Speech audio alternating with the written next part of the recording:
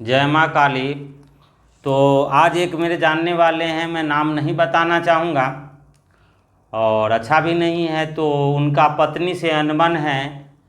तो मैं आज उनको एक वशीकरण का तरीका बताने जा रहा हूँ जो बहुत ही पावरफुल है और भगवान गणेश भगवान का यह यंत्र है और बहुत सावधानी पूर्वक यह कार्य करना चाहिए। दूसरे के लिए कभी भी यह कार्य न करे। तो मैं इसलिए इनको बताने जा रहा हूँ कि ताकि इनका जो घर है वो बस जाए, और इसलिए मैं यह बताने जा रहा हूँ जो कि यंत्र मैं वीडियो में डाल दूँगा और उस माध्यम से आप जिनको भी ये परेशानी हो इस तरह की वो उपयोग करें। अन्यथा किसी गैर स्त्री और मर्द पर आप करेंगे तो इसका भुक्तभोगी आप खुद होंगे।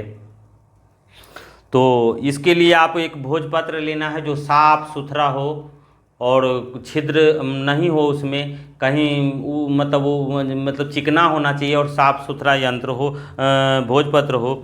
आपको उस पर यह लिखना है। अब लिखना है क्या चीज़ से वो भी मैं बता देता हूँ। इसमें हाथी का मद आपको किसी भी पंसारी के दुकान में मिल जाएगा। लाख, जिससे कि लाठी या चूड़ी टाइप का बनता है, जो लाख आप कहोगे तो लाख भी आपको दे देंगे। और गोरोचन, तीनों को घोंट करके आपको स्याही बना लेना है और उस स्याही से आपको लिखना है चमेली के कलम बना करके। चमेली का पौधा जो आप प्रायः ही सभी लोगों के पास मिलता है, उसका आप कलम बना लेंगे और उस कलम से इस यंत्र को आपको लिखना है। आपको यह यंत्र लिखने के बाद कहीं से भी काली मिट्टी, जो कि चिकनी मिट्टी, जो एकदम मिट्टी हो, उसमें बालू का अंश ना हो, ऐसा मिट्टी कहीं से भी आपको ले आना है शुद्ध जगह पर से।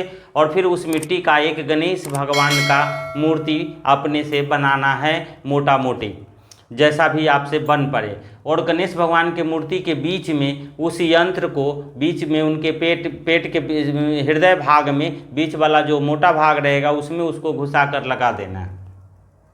लगाने के बाद उस गणेश भगवान को आपको एक थाली में रख करके पंचोपचार विधि से पूजन कर लेना है विधिवत। उसके बाद आपको ऐसे जगह पर जाना है जहाँ की शांति व्यवस्था हो, वहाँ कोई लोग ना हो। आप वहाँ यह कार्य कभी भी अकेले ही करना चाहिए। ज़्यादा लोगों को बता के, ज़्यादा लोगों को दिखा के और ऐसा कार्य कभी ना करें, नहीं तो आपका कार्य अटक सकता है और काम नहीं होगा, उल्टे हानि भी होना पड़ेगा।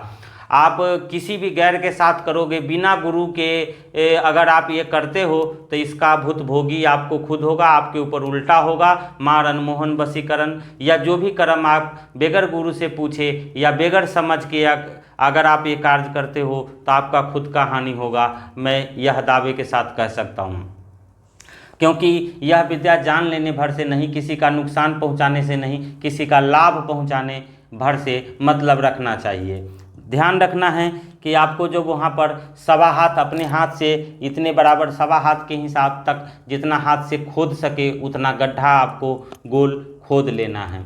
उसको खोदने के बाद पहले ही आपको उसको पूजन कर लेंगे और फिर जब आप उस गड्ढा में रखोगे तो उस समय हाथ जोड़कर उसमें 1 रुपया चावल अक्षत फूल से आपको हाथ में रख करके, और आप जिस कार्य के लिए, जिसको आप जो कार्य के लिए और उसका नाम और जो है कह करके आप उनको वशीकरण करने के लिए, अपने अनुकूल करने के लिए बोल करके उसमें जो है आप डाल देंगे 1 सुपारी चावल फूल अक्षत, और आप जो है 1 रुपया का सिक्का जो भी आपके पास हो, ऐसा रख करके हाथ में रख करके वो सारी बातें जो आपको है वो बोल करके आप उसके अंदर डाल देंगे। और वह जो मूर्ति है गणेश भगवान की वह भी उसी गड्ढा में डाल देंगे। फिर आप जब वह बोल करके हाथ जोड़कर प्रार्थना करेंगे और उसके बाद उस गड्ढा को भर देंगे, आप देखेंगे कि आपका परिवार जो आज आपसे बात करने के लिए तैयार नहीं है वो एक दिन आपके अनुकूल होने लग जाएगा और फिर आपका घर बस जाएगा। जय माँ काली। और माँ काली का दया आप सभी लोगों के ऊपर हो। कोई भी अन्यथा गलत कार्य करेंगे उसका भुक्तभोगी वह खुद होंगे। जय माँ काली।